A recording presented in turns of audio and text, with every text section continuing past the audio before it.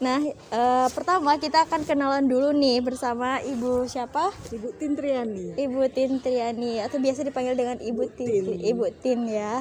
Dan beliau ini adalah salah satu guru berprestasi di SMP Negeri 20 Pekanbaru.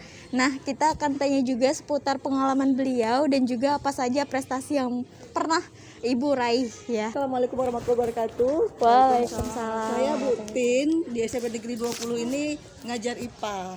Saya sebenarnya cuma guru honor di sini. Jadi agak malu juga dengar kata-kata berprestasi kan, karena saya merasa biasa aja sih, nggak ada prestasinya. Tapi mungkin yang kita kira biasa itu ada nilai lebih bagi orang dan jadi inspirasi, ya syukur alhamdulillah, mungkin begitu. Berapa lama Bu mengajar di sini? Kalau di SMP 20 ini alhamdulillah udah sekitar 16 tahun ya, mungkin ya, udah cukup lama sebenarnya. Tapi saya nggak PNS, saya guru honor. Jadi ini juga untuk memotivasi teman-teman. Apapun status kita jadi guru yang lebih daripada guru sekedar guru. Mau saya begitu. Jadi walaupun kita honor, tidak menghambat kita untuk menjadi guru yang lebih, tanda kutip gitu ya. Berdasarkan arahan kepala sekolah, tugas kami itu mengenai guru berprestasi. Dan alhamdulillah ibu yang ditunjuk untuk kami wawancarai gitu. Sekiranya kenapa kepala sekolah menunjuk ibu? Dan begitu. Gitu. Mungkin gini ya, karena akhir-akhir ini saya kan jadi guru penggerak, ya kan. Dan kemarin juga terpilih untuk ikut pendidikan asesor guru penggerak. Mungkin ibu kepala sekolah melihat seperti itu. Terus beberapa tahun yang lalu sebelum COVID, saya kan juga pernah ikut Kesar Lindung Dikdas namanya, guru berprestasi tingkat nasional gitu.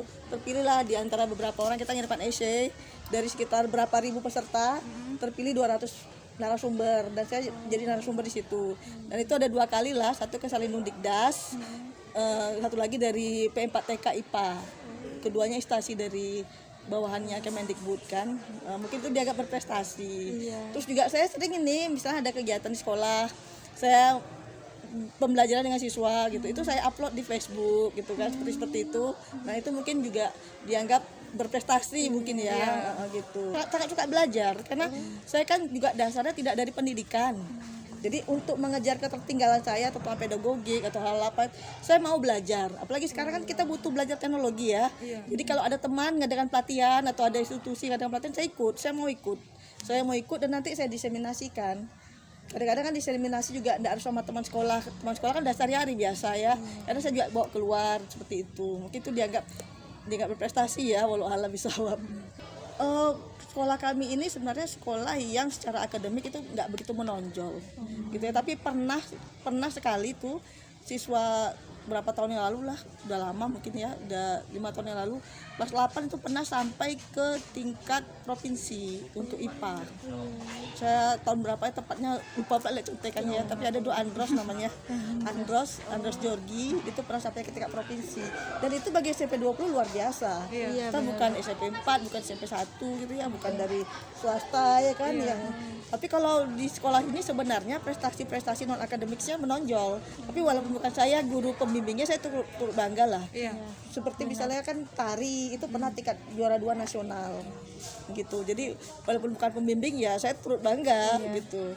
Kadang-kadang anak-anak juga ini kalau futsal, kalau apa ya Bu temanin nih, saya temanin lomba gitu aja. Tapi kalau membimbing betul saya belum lah kayaknya. Menurut saya berprestasi itu kan nanti kalau kita berpikir berprestasi itu harus tingkat nasional. Guru-guru yang nggak merasa diri nggak punya potensi itu bisa minder dan menjadi kurang bersemangat berpotensi.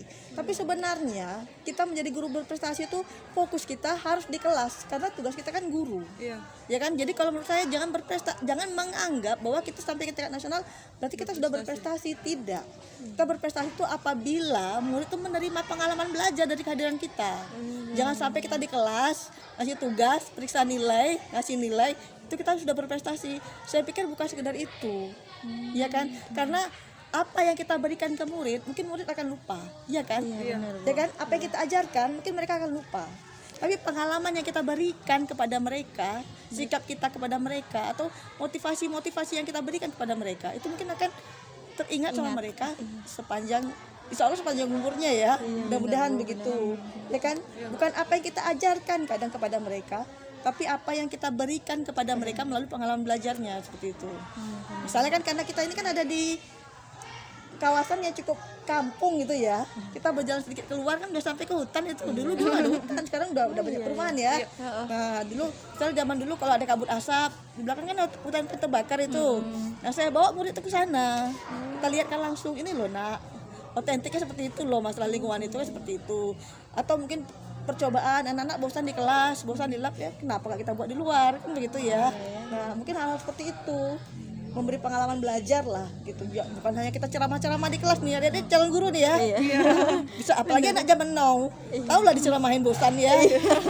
Kalau yang penting sekarang bagaimana mereka ceramahin kita kan gitu. Kalau ilmu nggak kalah loh anak murid sama guru sekarang kan. Nah itu jadi kita memberi sesuatu yang lebih gitu. Jadi kalau misalnya periksa catatan kan, kalau zaman dulu kan catatannya manual nih, periksa catatannya. Kalau dulu kan nggak setor ya di grup di ibu, tapi buatnya di Canva ya atau di InShot ya gitu. Seperti itu kan mereka senang karena tugas kita sesuai dengan jiwa mereka, generasi Z ya istilahnya ya. Begitu. Nah, karena saya nggak berhasil berprestasi sih. Kalau saya lihat guru-guru lain berprestasinya begini, saya apa ya, enggak sih kayaknya. Cuma mungkin anak-anak lihat saya tuh senang, itu kan berprestasi, ya kan? Kita masuk ke kelas, mereka senang, walaupun saya galak juga sebenarnya, saya juga ya sebagai guru ya gitu.